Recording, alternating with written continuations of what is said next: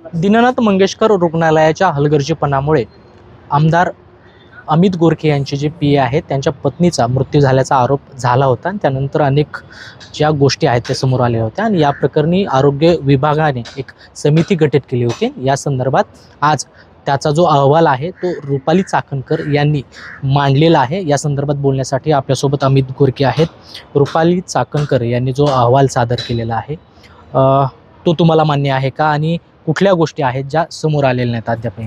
खरं तर हा अहवाल डॉक्टर राधाकृष्ण पवार या आरोग्य विभागाचे डायरेक्टर त्यांचा आहे। तो माननीय रुपालीताई यांनी डिक्लेअर केला आणि आम्ही जे सुरुवातीपासून म्हणतोय ते अहवालात तरी पहिल्या अहवालात दिसतंय। याच्यामध्ये डॉक्टर घैसास आणि त्यांच्या टीमनी ज्या पद्धतीने 5 ते 5.5 तास त्या ठिकाणी पेशंटला थांबवलं, त्यामुळे नक्कीच याच्यामध्ये त्यांच्याकडनं हा गुन्हा झालेला प्रथमदर्शनी दिसतोय।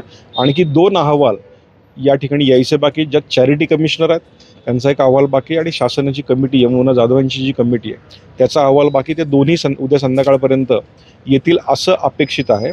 मंगेशकर कुटुंबियानं आणि आमच्या सरकारनं ज्या उदात्त हेतूनं ते हॉस्पिटल चालू केलं होतं ते हॉस्पिटल खऱ्या अर्थानं अनेक चांगल्या गोष्टी करत आलं आहे, चांगले ऑपरेशन्स होत आहेत, पण एका या गोष्टीमुळे त्या हॉस्पिटलच्या खऱ्या अर्थाने डाग लागण्याचं काम केलं।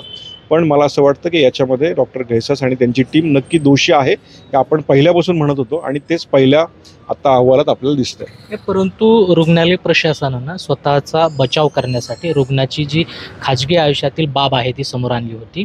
या संदर्भात तुम्ही देखील बोलला होतात, या संदर्भात तुमचं काय म्हणणं आहे? खरं तर 2003च्या ज्या आपल्या जो कायदा आहे त्याच्यामध्ये असं क्लिअर कट म्हटलं गेलं होतं की कुठल्याही खाजगी आयुष्यातलं पेशंटचं कुठलंही हे डिक्लेरेशन करू नये आणि ते त्यांच्याकडनं तीही चूक झाली आहे। जे पूर्वीचे ऑपरेशन त्या ठिकाणी झाले होते आणि झाल्यानंतर त्या ठिकाणी त्यांना कॅन्सर झाले, चुकीची माहिती पण थोडीफार ती दिली गेली, यातही आमचा आक्षेप होता, तोही त्या अहवालात स्पष्ट आलेला आहे। परंतु आता डॉक्टर घैसास यांच्या पाठीमागे कोण आहे? रुग्णालय प्रशासन आहे की आणखी कोणी आहे? लक्षात घ्या, रुग्णालय हे पूर्वी ज्या उदात्त हेतून चालू झालं, आता ते रुग्णालय खूप मोठं झालं आहे, पण तिथे पेशंटची संख्याही भरपूर आहे।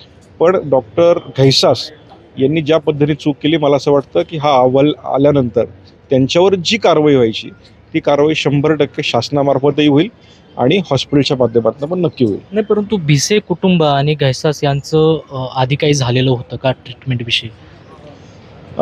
मी ज्या अहवालामध्ये वाचलं आणि जी मला माहिती होती की याच्या आधी त्या ज्या तनिक्षा भिसे त्यांना एक सिस्ट होती आणि ती सिस्ट काढल्यानंतर त्यांना IVF करा असं घैसास सरांनीच सांगितलं होतं आणि IVFसाठी त्यांनी डॉक्टर घैसास मॅडमचा रेफरन्स दिला होता। त्यांच्या त्या कोण आहेत मला माहीत नाही, पण सुशांत भिसे आणि त्यांनी दुसरीकडे IVF केल्यानंतर 7व्या-8व्या महिन्यात परत ते या ठिकाणी ट्रीटमेंटला आले, एकाच छत्राखाली सगळं काही मिळालं म्हणून। पण असं भिसे कुटुंबांचं म्हणणं आहे की तो वैयक्तिक द्वेष की मी सांगितलेल्या ठिकाणी त्या गेल्या नाहीत म्हणून त्यांनी ॲडमिशन दिलं नसावं, अहवालात स्पष्ट होईल। परंतु आता त्यांचा वैयक्तिक द्वेषातून ही घटना घडलेली, एका महिलेचा जीव गेलेला आहे, परंतु अद्यापही ठोस असं कारवाई होताना दिसत नाही। हे लक्षात घ्या, राज्याचे मुख्यमंत्री देवेंद्रजी फडणवीस यांनी इतकं तत्परतेने आज त्या ठिकाणी समिती गठीत झाली, पहिला अहवाल आला, दुसरा येईल, तिसरा येईल, एवढंच नाही तर सूर्या हॉस्पिटलचं सगळं बिल त्या मुलींचं लगेचच त्यांनी खर्च उचलला।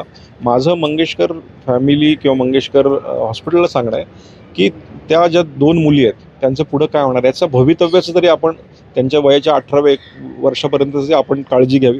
आम्ही समर्थ आहोत, पण एक आपण सामाजिक भान ठेवून ही गोष्ट केली तर ते आणखी चांगलं राहील। 2 अहवाल बाकी आहेत, त्यांच्याकडून तुम्हाला काय अपेक्षा आहे? 2 अहवालामध्ये हेच येणार आहे, कारण हेच सत्य आहे।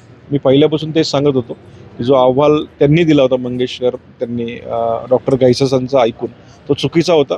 मी पुन्हा एकदा सांगतो की मंगेशकर हॉस्पिटल, संपूर्ण हॉस्पिटलला मी दोषी ठरवत नाही, डॉक्टर घैसास आणि त्यांची जी टीम आहे त्यांना मी दोषी ठरवतो। तर भाजपचे आमदार अमित गोरखे यांच्याशी संवाद साधलेला आहे। खरं तर डॉक्टर घैसास हे दोषी आहेत, रुग्णालय दोषी नाही। डॉक्टर घैसास यांनी त्यांचा जो वैयक्तिक वाद आहे, जो तपासणी आणि ट्रीटमेंटच्या बाबतीत जे घडलं भिसे कुटुंबासोबत, तो वादाच्या मधून हा घडलेला प्रकार असल्याचा जो आरोप आहे तो अमित गोरखे यांनी केलेला आहे। कृष्णा पंचाळ, मुंबई तक, पिंपरी चिंचवड, पुणे।